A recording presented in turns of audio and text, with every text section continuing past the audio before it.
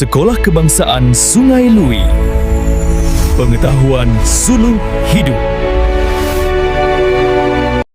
Hi, my name is Juni Nasya Fazira binti Muhammad Harid. I from Sekolah Kebangsaan Sungai Lui, Jempol, Negeri Sembilan, Malaysia.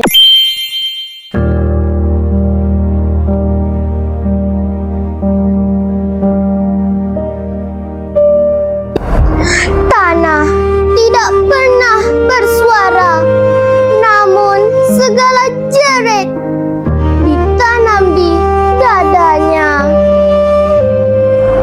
Ia menelan langkah manusia tanpa soal, tanpa timbang rasa, seperti waktu yang tidak memihak.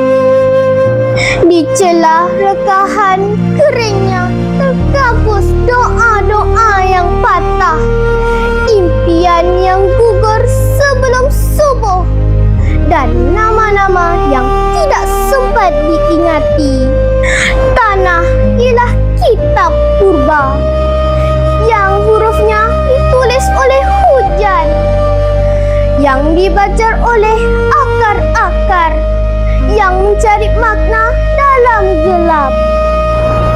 Kita berdiri di atasnya seolah-olah abadi, sedangkan setiap tapak kaki ialah janji pulang yang perlahan-lahan dimeteraikan.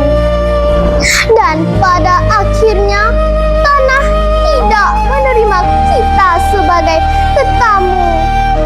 Ia menuntut kita